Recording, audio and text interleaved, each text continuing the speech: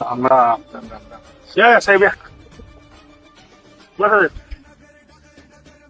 निवडणुकीला उभे आहे, लक्ष राहू द्या. साहेब तुमच्याकडे लक्ष आहे साहेब. घरात किती मतदान आहे बे?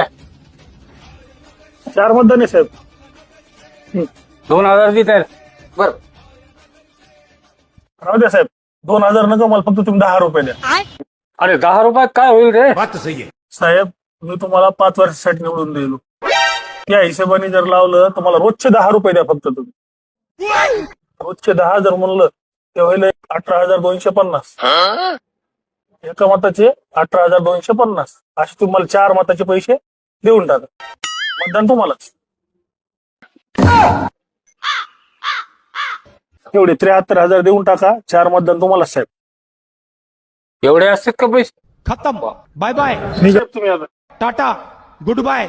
निघा निघा निघा निघा. बघू द्या काम आमच्या आम्हाला. हे तर निघून गेले पण तुम्ही बी थोडा विचार करा.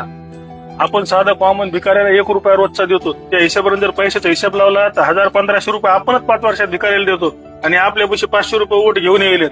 तुम्ही विचार करा. 500 रुपये म्हणजे आपल्या भिकाऱ्याच्या बी खालची लायकी आपली यांनी काढलेली आहे. त्याच्यामुळे माझं सांगणे मतदान करायला जाताना आपला मेंदू खिशात न ठेवता डोक्यात घेऊन जा.